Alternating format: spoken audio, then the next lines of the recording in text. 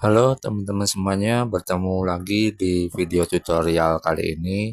Dan di video kali ini saya akan memberikan tutorial tentang bagaimana cara mengatasi blue screen di Windows 10 ya. Dan kalau kalian perhatikan di bawah itu kode errornya adalah unexpected store exception.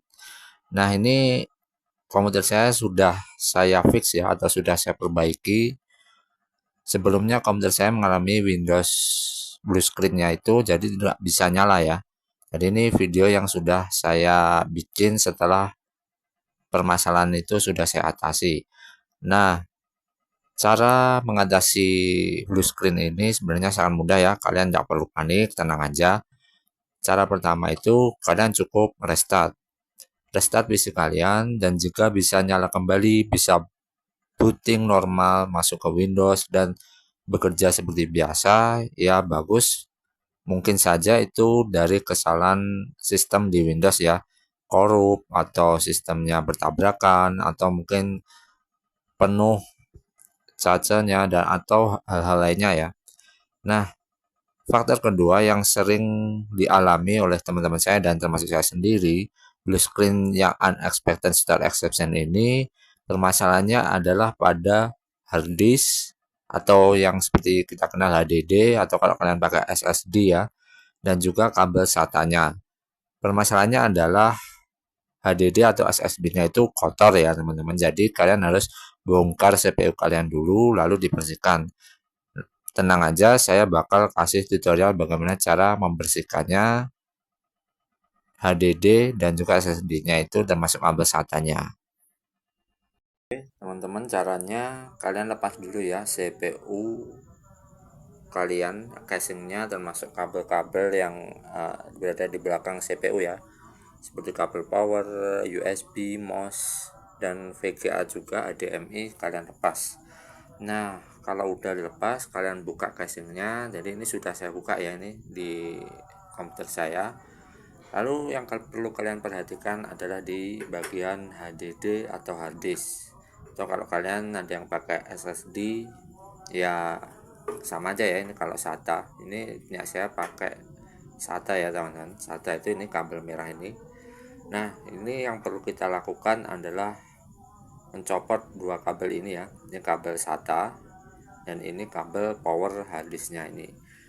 Nah, nanti ada perbedaannya ya, diperhatikan ya. Nah, ini kita copot. Nah, yang ini sekalian kita copot juga yang menancap di motherboard kita. Nah, ini dia dicopot ya. Karena penerangannya ya minimal ya, minim sekali ya teman-teman, jadi mohon maaf ya. Nah, ini kabel SATA sudah saya copot.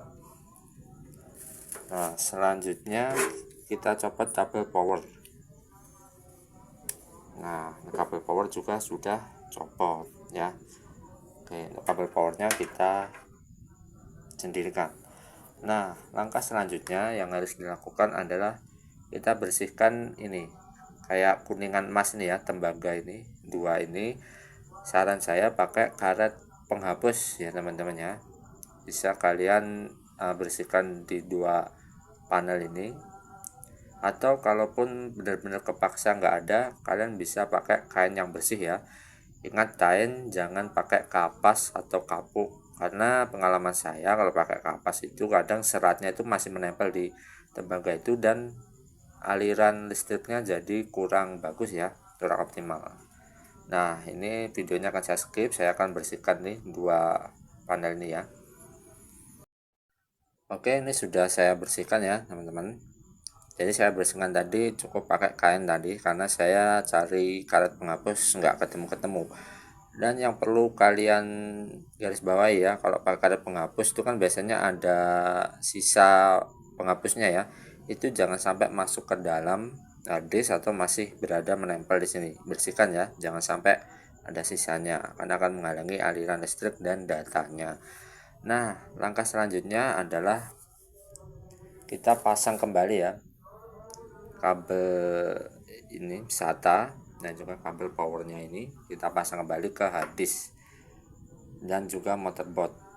Nah, untuk catatan ya, yang ini tadi kan ini dicopot ya, yang ini yang menyambung ke hard disk. Nah, yang kalau kita urut tabelnya ini menuju ke power supply ya, ini itu nggak perlu kalian copot, jadi cukup ini aja yang perlu dicopotnya. Nah, kita pasang kabel SATA-nya di motherboard dulu ya. Usahakan masangnya biasanya di motherboard kan ada slot SATA ya, ada 3 slot SATA. Ini slot SATA saya ada 3 ya, ini 1 2 dan di sini ya. Nah, di sini nih, ini 3. Nah, kalau di tempat yang ada banyak slot SATA-nya mungkin 3 atau 2 ya, coba kalian pindah ke slot SATA yang lain, karena kemungkinan bisa aja karena itu kotor ya, karena ada debunya. Ini saya kasih ke sini ya.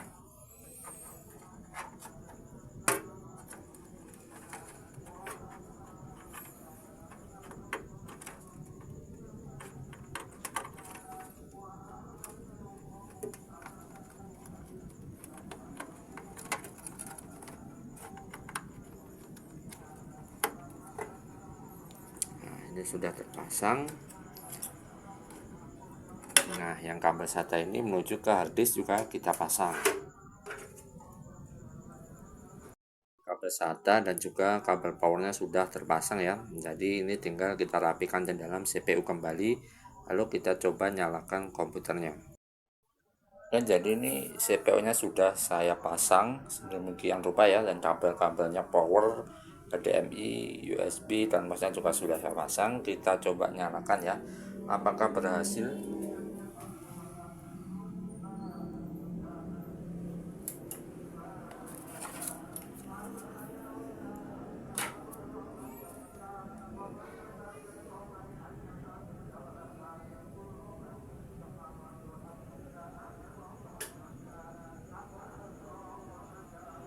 Berhasil ya teman-teman ya, ini sudah bisa masuk ke Windows, tapi kita tunggu dulu.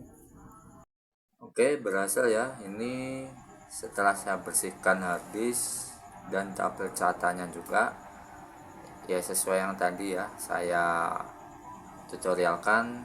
Alhamdulillah komputernya bisa nyala ya. Saya coba apakah berjalan normal.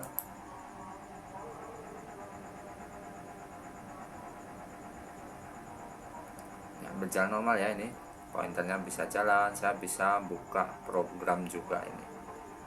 Oke, sekian dulu tutorial dari saya. Apabila masih ada pertanyaan atau hal yang kurang jelas, silahkan kalian tanyakan di kolom komentar. Terima kasih, sampai bertemu di video tutorial selanjutnya.